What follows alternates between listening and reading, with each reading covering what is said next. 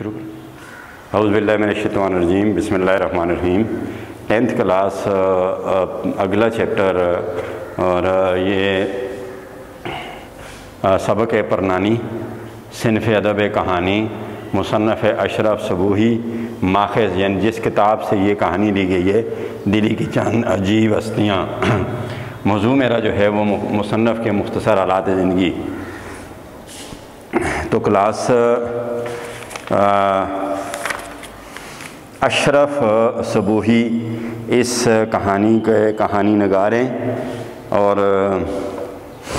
پیدائش یعنی کہ 1905. اشرف کے لفظی معنی ہوتے ہیں بہت شریف بزرگ ترین، بہت شریف یا بزرگ ترین. اس کے ہوتے ہیں معنی. اور صبوحی کہتے ہیں وہ شراب جو صبح صبح کو پی جائے. یہاں اشارہ ہے کہ اقبال کہتے ہیں کچھ ہاتھ نہیں آتا بے آ سحر گائی. تو اشارہ ہے کہ صبح کے وقت اللہ تعالی کی ذات کی یاد میں، اس کی عبادات میں جو سرور آتا ہے، جو لطف آتا ہے، جو مزہ آتا ہے اور جو فائدے ہیں ان کے کیا کہنے. ولادت ہے یعنی 1905 میں یہ پیدا ہوئے اور وفات ہے ان کی 1990.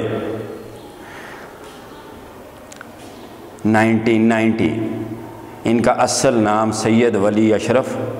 سید کے لفظی معنی ہوتے ہیں کلاس سردار، ولی ایسا انسان جو خدا کے قریب ہو، اشرف بہت شریف. تخلص اس کو انگلش میں پن نیم بھی کہتے ہیں اور نم ڈی پلم بھی کہتے ہیں. وہ مختصر نام جو شاعر غزل یا قصیدے کے آخری شعر میں اپنے اصل نام کی جگہ لے کے آتا ہے اس کو تخلص کہتے ہیں. تخلص کہتے ہیں جس طرح میر تقی میر ان کا تخلص ہے. مرزا اسد اللہ خان غالب اس کا مرزا اسد اللہ کا تخلص ہے. صبوحی آپ کو بتا دیا. اور کلمی نام جس نام سے کوئی کسی کو خط لکھتا ہے یا کوئی اور تحریر لکھتا ہے. تخلص تو شاعری کے لیے ہوتا ہے، کلمی نام عام تحریروں کے لیے جو استعمال ہوتا ہے وہ ان کا نام ہے اشرف صبوحی. اشرف صبوحی دہلی میں پیدا ہوئے. دہلی ہندوستان کا دارالخلافہ. اس کے تینوں طرف جو ہے وہ ہے جناب صوبہ ہریانہ، ریاست ہریانہ تھی، اور اس کے ایک طرف جو ہے وہ ہے اتر پردیش. تو یہ ہندوستان کا دارالخلافہ اور مختلف وقتوں میں مسلمانوں کا بھی دارالخلافہ رہ چکا ہے. یہ ان کا تعلق یہاں پر اسم ضمیر استعمال کیا ہوا ہے، پروناؤن استعمال کیے نام سے بچنے کے لیے. ان کا تعلق ڈپٹی نذیر احمد کے خاندان سے تھا. وہی ڈپٹی نذیر احمد یا مولوی نذیر احمد جو 9th کے کورس میں آپ پڑھ کے آ رہے ہیں. ان کا ناول توبۃ النصوح شامل ہے اس میں. تو یہ اردو ادب کے پہلے ناول نگار ہیں ڈپٹی نذیر احمد، اور مولوی نذیر احمد بھی ان کو کہتے ہیں. ڈپٹی نذیر احمد اس لیے کہتے ہیں کہ یہ تحصیلدار سے ترقی کرتے ہوئے ڈپٹی کلیکٹر بن گئے تھے. ہر ضلع میں ڈپٹی کلیکٹر کی پوسٹ ہوتی ہے، اسامی ہوتی ہے. تو وہ ضلع کا ریونیو جن کے پاس اکٹھا ہوتا ہے، آمدن اکٹھا ہوتی ہے، اسے کہتے ہیں یا اکٹھا کرتا ہے. تو ڈپٹی نذیر احمد کے خاندان سے تھا. ان کے والد کا نام علی اشرف تھا. علی کا مطلب ہوتا ہے بہت بلند. جو عالم دین بزرگ تھے، دین کے بہت بڑے عالم. دین کا لفظ دو لفظ استعمال ہوتے ہیں اسلام کے لیے، مذہب کا بھی اور دین کا بھی. تو مذہب صرف عبادات تک محدود ہوتا ہے، دین پورے نظام زندگی کے لیے اس کے اندر مفہوم پایا جاتا ہے. یعنی پورے نظام زندگی کے لیے جو لفظ استعمال ہوتا ہے وہ پورا دین ہے. دین میں رہن سہن، کھانا پینا، معاملات سب کچھ آ جاتا ہے. تو اشرف صبوحی نے اپنی ملازمت کا آغاز ابتدا ڈاک اور تار کے محکمے سے کیا. ڈاک اس کو انگلش میں کہتے ہیں ٹیلی گراف. ڈاک اور تار کا محکمہ میں آپ کو ڈیفائن کر دیتا ہوں، سمجھا دیتا ہوں. پہلے یہ محکمہ تھا PNT، post and telegraph, یعنی ڈاکخانہ اور ٹیلی گراف، ٹیلی فون کا محکمہ. اس کے بعد یہ پھر علیحدہ ہو گیا، پوسٹ الگ ہو گیا، اور پھر یہ دوسرا محکمہ بن گیا TNT، telephone and telegraph. Telephone کے اندر جو ہے وہ ٹیلی فون کا سسٹم ہوتا ہے اور ٹیلی گراف کے اندر ہوتا ہے یہ جو لائنیں ہوتی ہیں باہر ایک دوسرے کی طرف جانے کے لیے, یہاں سے بفر لائن گئی ہوئی, یہاں سے شنکیری گئی ہوئی, یہاں سے ہوگی. اور اس کے علاوہ جو ہے ٹیلی گراف آفس سے جو میسج جسے ٹیلی گرام کہتے ہیں دوسرے شہروں میں ضروری میسج, کیونکہ اس وقت جو ہے ٹیلی فون کا نظام اتنا ایڈوانس نہیں تھا اور لوگ اپنے قریبی عزیزوں کو کسی ضروری مسئلے میں پر یہاں سے ایک ٹیلی گرام بھیجتے تھے, ان کو میسج پہنچ جاتا تھا. تو وہ ٹیلی گراف کے اندر یہ دو چیزیں ہوتی ہیں. تو پھر یہ محکمہ جو ہے TNT سے بن گیا PTC, پاکستان ٹیلی کمیونیکیشن کارپوریشن, اور پھر PTC سے بن گیا پاکستان ٹیلی کمیونیکیشن کمپنی لمیٹڈ. یعنی بک کیا یہ محکمہ پرائیویٹ ہو گیا اور اس کو دبئی کی کمپنی اتصالات نے خرید لیا. چنانچہ اس محکمے سے انہوں نے پوسٹ اینڈ ڈاک اور تار کے محکمے سے, یعنی پوسٹ اور ٹیلی گراف کے محکمے سے انہوں نے سروس کا آغاز کیا, نوکری کا آغاز کیا. لیکن لکھنے پڑھنے کا شوق اپنی جگہ قائم رہا. ان کو لکھنے پڑھنے کا بھی شوق تھا تو یہ رکتا نہیں ہے, جہاں بھی آدمی نوکری کرے یہ شوق قائم ترقی کرتا جاتا ہے. وہ شاہد احمد دہلوی کے رسالہ ساکی میں مضامین لکھا کرتے تھے. پچھلے سبق میں آپ شاہد احمد دہلوی جو مصنف تھا مولوی عبدالحق کا, وہ اس میں جناب وہ شاہد احمد دہلوی کے رسالہ ساکی میں مضامین لکھا کرتے تھے. اس رسالے کا نام ہے ساکی اور اس میں وہ مضمون کی جمع ہے, مضامین لکھا کرتے تھے. اس رسالے کے لیے لکھ کر مضامین بھیجتے تھے. لہٰذا رسالے کے لیے مضامین بھیجتے تھے.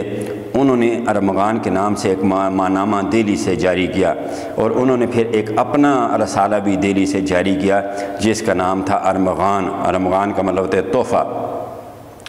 ایک تو یہ کرتے تھے کہ یہ جو شاہد احمد دہلوی جو رسالہ شائع کرتے تھے جس کا نام ساکی تھا, اس کے لیے بھی مضامین لکھ کر بھیجتے تھے, اس میں چھپتے تھے. پھر انہوں نے اپنا رسالہ بھی شائع کرنا شروع کیا. ہر مہینے کو شائع ہوتا تھا اور جس کا نام رکھا انہوں نے تحفہ. رسالہ کے لفظی معنی ہوتے ہیں چھوٹا سا کتابچہ, جس میں خواجہ حسن نظامی بھی لکھا کرتے تھے. خواجہ حسن نظامی جو ہے یہ اخبار نویس رہ چکے ہیں اور یہ خواجہ کا مطلب ہوتا ہے بزرگ.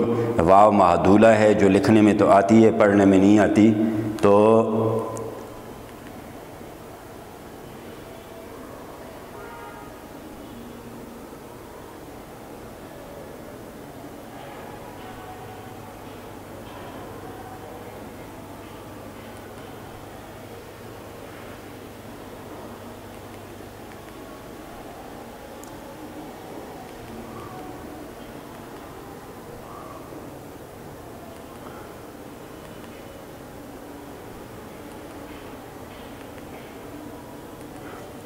جناب خواجہ حسن نظامی, حسن کا مطلب ہے بہت خوبصورت, نظامی.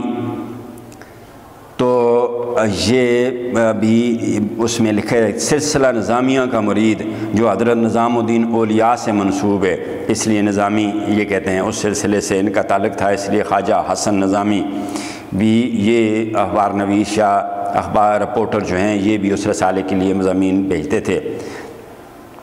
اشرف صبوحی نے ریڈیو کے لیے تقریروں کے علاوہ ڈرامے فیچر ریڈیو کے لیے اس نے جو ریڈیو کے اوپر جو مضامین لوگ بھیجتے ہیں بچوں کے لیے, کہانیاں وہاں پر ہوتی ہیں ریڈیو پروگراموں میں, اور ڈرامے بھی ریڈیو پر جو ہے وہ چلتے تھے, اب بھی چلتے ہیں.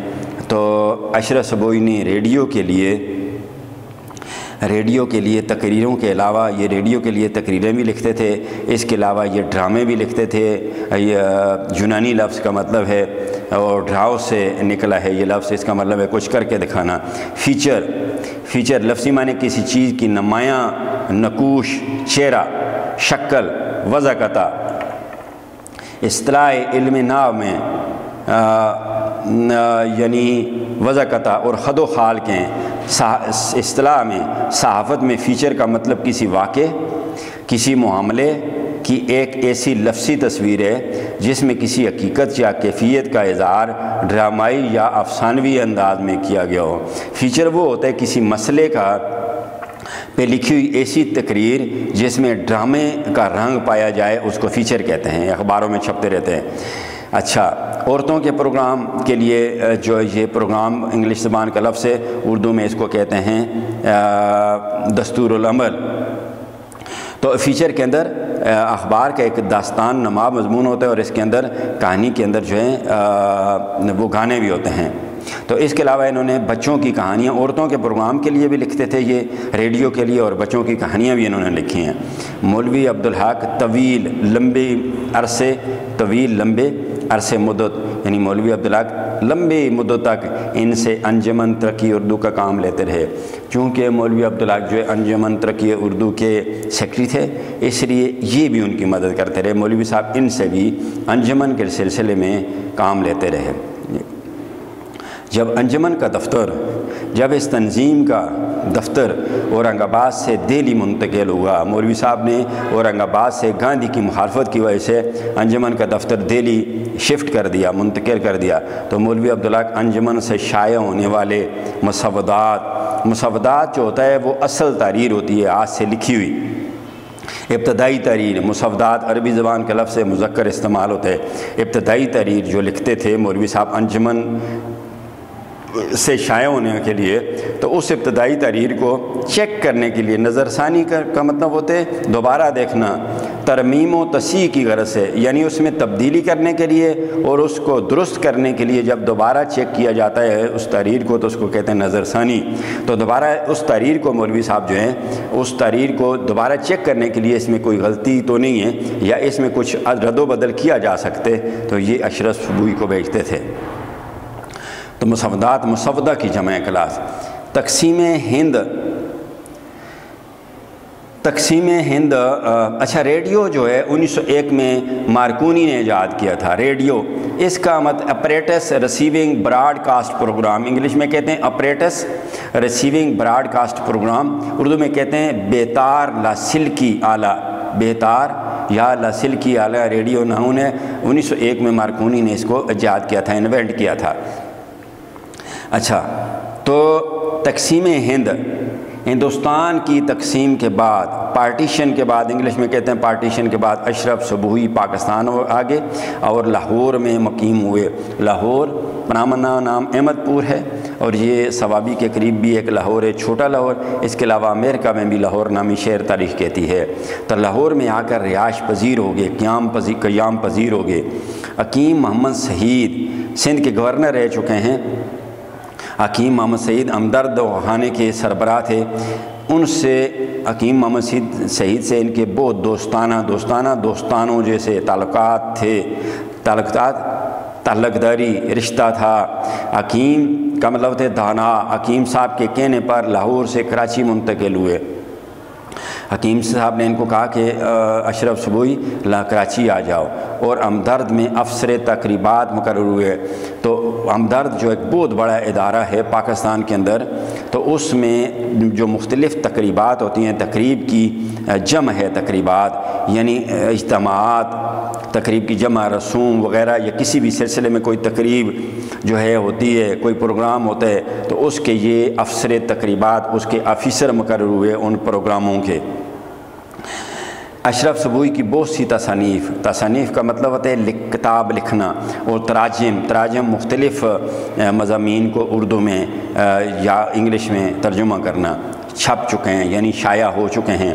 اشرف صبوحی نے اپنے پیچھے، یعنی دنیا سے چلے گئے تو اپنے پیچھے علم اور ادب کا ایسا خزانہ چھوڑا ہے، یعنی کسی بھی زبان میں جو کچھ لکھا جاتا ہے اس زبان کا ادب کہلاتا ہے۔ ایسا خزانہ، عربی زبان کا لفظ خزانہ، اس کا مطلب ہے دولت، یعنی وہ لکھی ہوئی کتابیں، قیمتی چیزوں کے لیے دولت کا لفظ، کیونکہ دولت سے بھی زیادہ قیمتی ہوتی ہیں، اس لیے دولت کا لفظ استعمال کیا، جس سے آنے والی نسلیں، آنے والے لوگ جو ہیں ان سے فائدہ حاصل کریں گے، ان سے، ان کتابوں کو پڑھیں گے، اس علم سے کو سیکھیں گے، ان سے فائدہ حاصل کریں گے۔ استفادہ کا لفظ استعمال ہوئے، استفادہ، فائدہ حاصل کرنا۔ ان کی جو خاص کتابیں ہیں ساری تو ادھر نہیں ہیں، لیکن خاص کتابیں دلی کی چند عجیب ہستیاں ذاتیں، ہستی کا مطلب ہے ذات، ہستی کی جمع ہستیاں، تو یہ ان کی وہ کتاب ہے جس سے یہ کہانی لی گئی ہے۔ غبار کارواں، غبار کہتے ہیں دھوئیں کو، کارواں یا کسی کے چلتے ہوئے پیچھے جو گھر اٹھتی ہے اسے بھی غبار کہتے ہیں۔ کارواں قافلے کے چلنے کی وجہ سے جو ان کی دھول اٹھتی ہے، میننگ کتاب کا یہ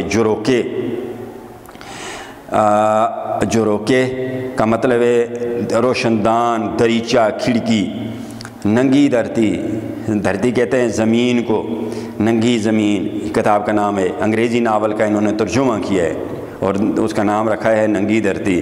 موصل کے سوداگر، موصل عراق کا ایک شہر ہے، اور اس کے علاوہ موصل اس چیز کو کہتے ہیں جس سے برقی زور گزر سکے، اور غیر موصل اس چیز کو کہتے ہیں جس سے کرنٹ جو ہے نہ گزر سکے۔ موصل کو انگلش میں کنڈکٹر کہتے ہیں اور غیر موصل کو انگلش میں کہتے ہیں انسولیٹر۔ ایسے موصل عراق کے شہر ہے۔ موصل کے سوداگر، یہاں سے مراد اس کی ہے عراق کے شہر موصل کے سوداگر یعنی بیوپاری۔ یہ بھی انگریزی سے کی جو کہانی تھی اس کو اردو میں انہوں نے ترجمہ کیا ہے۔ اور بزم آخری محفل ان کی کتاب کا نام۔ اس کے ساتھ ہی اس کے اشرف سبوئی کے مختصر آلات زندگی اپنے اختتام کو پہنچے۔ کلاس آگے چلتے ہیں۔ یہ انہوں نے جو لکھی ہوئی ہے کہانی، اس کا نام ہے پرنانی۔ نانی کی ماں کو پرنانی کہتے ہیں۔ پرنانی اپنے ہی کٹمب کی نہیں بلکہ سارے محلے کی پرنانی تھیں۔ یعنی جو پرنانی تھی جس پہ انہوں نے کہانی لکھی وہ اپنے خاندان کی نہیں، سارے محلے والے اسے پرنانی کہتے تھے۔ بچے تو بچے، ہر جاننے والا بوڑھا ہو یا جوان ان کو پرنانی کہتا تھا۔ جوان اور بوڑھے سارے اس کو پرنانی کہہ کر پکارتے تھے۔ زندگی کے باغ میں، زندگی کی جو خوشیاں ہیں، باغ خوشیوں سے تعبیر کیا کہ زندگی میں خوشیاں بھی ہیں، غم بھی ہیں، لیکن خوشیاں بھی ہیں۔ تو زندگی کے اس باغ میں جہاں وہ رہ رہی تھی، یعنی اس کی زندگی میں ان کی ہستی ذات ایک ایسے درخت کی مانند تھی۔ یعنی زندگی کے باغ میں زندگی کو باغ قرار دیا گیا ہے اور اس کی ذات کو جو ہے درخت قرار دیا گیا ہے۔ تو ایسے درخت کی طرح تھی، مانند حسب تشبیہ ہے، درخت کی طرح یعنی تشبیہ کا استعمال کیا گیا اس کی ذات کے لیے، جو خزاں کے متواتر، خزاں پت جھاڑ کا موسم، متواتر لگاتار مسلسل جھونکا کی جمع، ہوا کا ایسا ریلا جس سے دھکا لگے تو اس کو کہتے ہیں جھونکا۔ تو جو خزاں کے متواتر مسلسل جھونکوں سے لنڈ منڈ رہ گیا ہو، یعنی اس پرنانی کی موجودہ حالت یہ تھی جس طرح کسی باغ میں درخت ہو اور خزاں کے جو جھونکے ہوتے ہیں، خزاں میں پتے جھڑ جاتے ہیں اور اس کے سارے پتے اور سارے ٹہنیاں وغیرہ ختم ہو جائیں اور بالکل خالی وہ نظر آئے، یہ اس کی حالت تھی۔ یعنی یہ ہے کہ اس کا سارا خاندان جو ہے وہ دنیا سے چلا گیا تھا اور یہ اکیلی رہ گئی تھی۔ مطلب کہنے کا یہ ہے، لونڈ مونڈ خالی، ایسا درخت جس کے پتے اور شاخیں ختم ہو چکے ہیں اسے لونڈ مونڈ کہتے ہیں۔ پھل آنے بند ہو گئے، یعنی مزید نسل میں اضافہ نہیں ہوگا، اس کے پھل آنے بند ہو گئے، اکیلی رہ گئی ہے، اور جو صرف اس انتظار میں کھڑا ہے کہ فنا کی آندھی اسے گرا دے، اور وہ درخت صرف اس انتظار میں کھڑا ہے کہ موت کی آندھی آئے اور اسے ختم کر دیں، یعنی موت آئے اور ہمیشہ کے لیے اسے یہاں سے لے جائے۔ یہ درخت ابھی تک درخت سے تعبیر کیا جا رہا ہے، ان کو تشبیہ دی جا رہی ہے، اور وہ درخت جو کبھی زینت چمن تھا، اس درخت کی وجہ سے باغ کی زینت تھی، سجاوٹ تھی، کوڑا سمجھ کر پھینک دیا جائے، اب اسے کوڑا سمجھ کر یا فنا کی آندھی آئے اسے گرا دے اور یعنی موت کے حوالے کر دے۔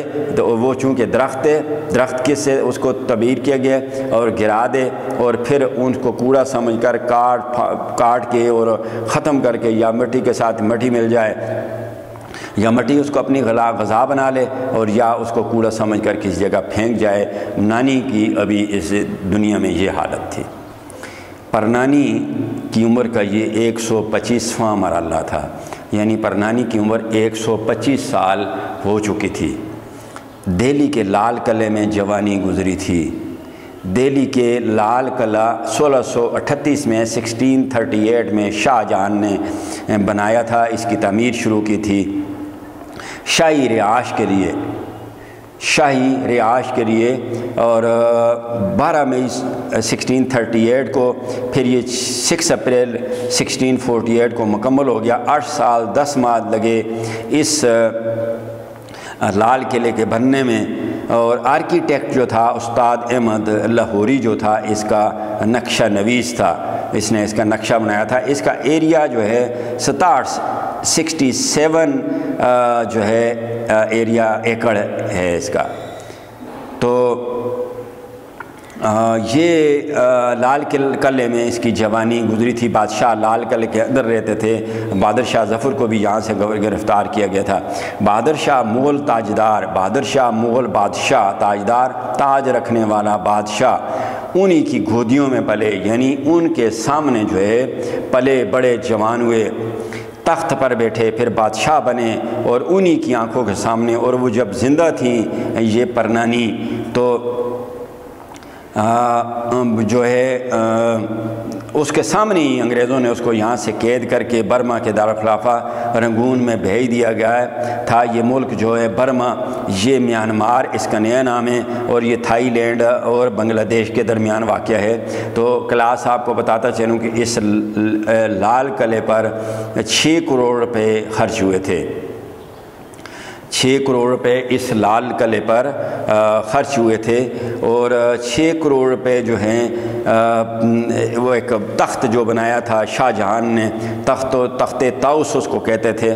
طاؤس اس لیے کہتے کہ طاؤس کہتے ہیں مور کو، یہ مور کی شکل کا تھا، اور اس لیے اس کو تخت طاؤس کہتے ہیں۔ یہ تخت طاؤس بھی انگریز اپنے ساتھ لے گئے تھے اٹھا کر۔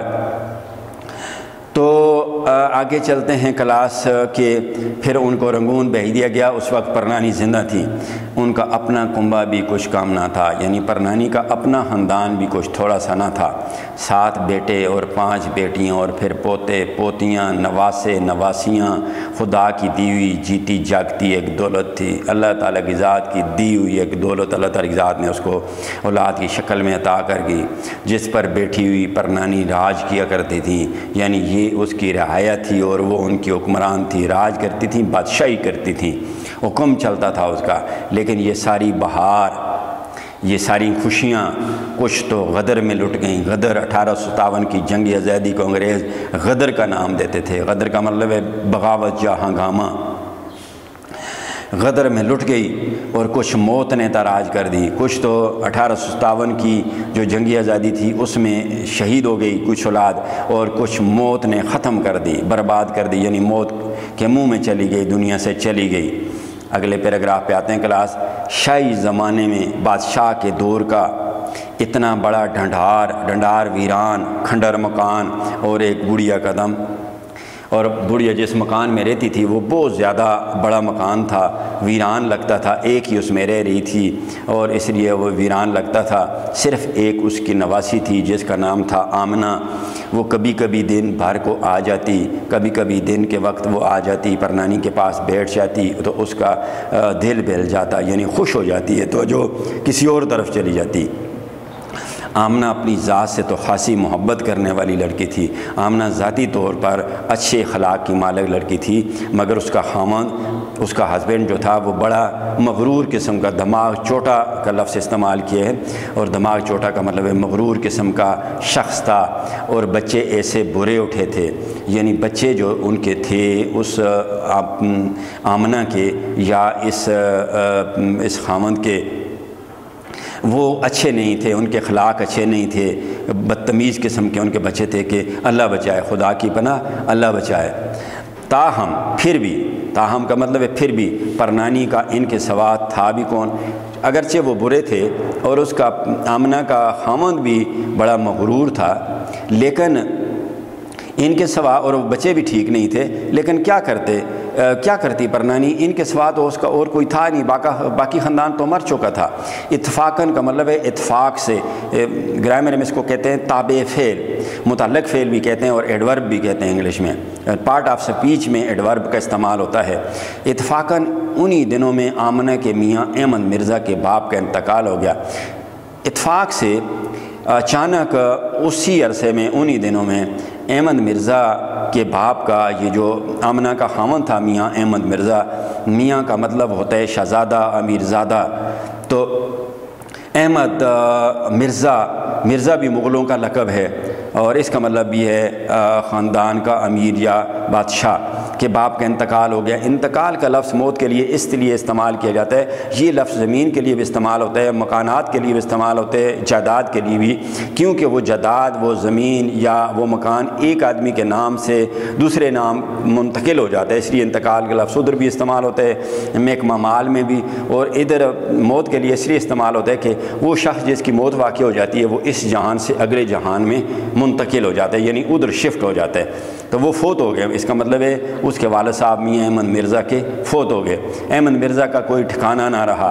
اب جو ہے یہ احمد مرزا جو تھا آمنہ کا خاوند، اس کی اور کوئی رہائش تو تھی نہیں، باپ کے سہارے یہ گزارا کر رہا تھا، وہ فوت ہو گیا تو کچھ نہیں رہا۔ خود کماونا تھے، یعنی اپنے پیروں پر کھڑے ہوئے نہیں تھے، اپنے مسائل خود نہیں حل کرتے تھے، اپنے کھانے پینے کا، اپنی رہائش کا بندوبست ان کے پاس کچھ بھی نہیں تھا، نکمے آدمی تھے، تو باپ کے صدقے میں دھن دھناتے تھے، باپ کی وجہ سے جو ہے وہ اکڑ کر پھرتے تھے، مزے کرتے تھے، عیش کرتے تھے، اور خوش باش جو ہے زندگی گزارتے تھے۔ قصہ مختصراً رائٹر کہتا ہے کہ ہوا کیا کہ وہ آمنہ، جی مختصراً بات یہ ہے کہ آمنہ کرائے کے مکان میں رہ رہی تھی، اس کا خاوند بھی اس کے ساتھ تھا، بچے تھے، وہاں سے نکل کر کو جب اور کوئی ٹھکانہ نہ رہا، اور مرزا صاحب باپ کے دسترخوان سے اٹھے، باپ دسترخوان کی تھے وہ رومال یا چادر جس پر کھانے چنتے ہیں، یعنی باپ کے گھر سے اٹھے اور نانی ساس کا لفظ استعمال ہوئے، نانی ساس کے دسترخوان پر آ بیٹھے، یعنی اس مکان کرائے کے مکان سے اٹھ کر نانی کے پاس جو اس کے مکان میں آ گئے۔ کچھ دن تو بڑی بی کی خوب خاطریں ہوئیں، کچھ دن تو بوڑھی عورت کی خوب آؤ بھگت ہوئی، اس کی عزت کی جاتی، اس کا لحاظ رکھا جاتا، ان کو نہلایا جاتا، دھلایا جاتا تھا۔ میاں احمد مرزا جو آمنہ کے جو خاوند تھے، یہ بھی باہر جاتے یا اندر آتے ہوئے بوڑھی عورت کو، اس سے پرنانی کو سلام وغیرہ کرتے تھے، ان کا حال احوال پوچھتے تھے۔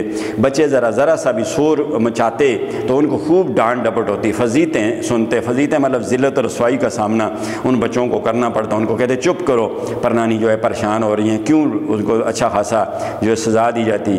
جانا تھا، یہ لوگ سمجھتے تھے جانا تھا، یعنی یہ لوگ سمجھتے تھے کہ پکا پان ہے، پکا پان کا مطلب ہوتا ہے قریب المرگ ہے، آج نہ مری تو کل مری۔ یہ لوگ سوچتے تھے کہ یہ بوڑھی عورت ہے، یہ دنیا سے جلدی چلی جائے گی اور اس مکان پر ہمارا قبضہ ہو جائے گا۔ مگر بڑھیا کی پرانی ہڈیاں تھیں، مطلب یہ ایک پرانی عورت تھی اس زمانے میں، لوگ جو ابھی 125 سال کی تھی بھی، لیکن اس کے علاوہ ابھی بھی اس وقت لوگوں کی بہت زیادہ عمریں تھیں، تو ابھی بڑھیا جو ہے اچھی خاصی صحت مند تھی، اور ان کی جو خواہش تھی وہ پوری ہوتی ہوئی دکھائی نہ دی۔ 5 سیر کا گھی کھایا تھا، مطلب یہ کہا گیا کہ پرانے لوگ جو ہے خالص غذا کھاتے تھے، اور اس لیے ان کی باڈی بھی بڑی مضبوط ہوتی تھی، اور اس کے علاوہ کافی لمبی عمریں وہ پایا کرتے تھے، تو ایسی جلدی کیوں مرتی، یعنی اچھی خاصی صحت مند تھی تو کیوں اتنی جلدی وہ دنیا سے چلی جاتی، ان کی خواہش کیسے پوری ہو سکتی تھی۔ اس کی تو اس بڑھاپے میں مٹی خراب ہونی تھی۔ مٹی خراب ہونا محاورہ ہے، یعنی اس بوڑھی عورت نے اس آخری عمر میں بھی ذلیل خوار ہونا تھا، ان کے ہاتھوں رسوا ہونا تھا، اس لیے ابھی زندہ تھی۔ غرض مختصراً کہ جب بڑی بھی بوڑھی عورت نے مرنے کا نام نہ لیا، یا ان کی جو امید پوری نہیں ہوئی، وہ زندہ ہی ہے، اور ان کو کی ہر چیز پر آمنہ اور اس کے شور کا تسلط بھی ہو گیا۔ دیکھیں بڑھیا کی جائیداد پر بھی انہوں نے قبضہ کر لیا، اس مکان پر بھی قبضہ کر لیا، جو کچھ ان کے پاس تھا اس پر بھی قبضہ کر لیا، لیکن اس کے باوجود بھی اس کی عزت ابھی نہیں کرتے، اور اس انتظار میں کب مرے گی کہ ہماری جان چھوٹ جائے گی۔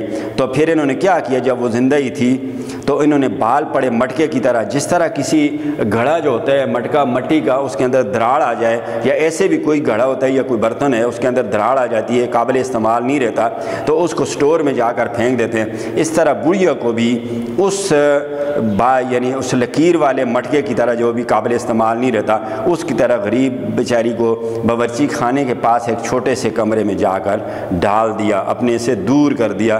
اس کے ساتھ ہی آج کا لیکچر اختتام کو پہنچتے کلاس۔ آپ کا بہت شکریہ۔ خدا حافظ۔ پاکستان پائندہ باد۔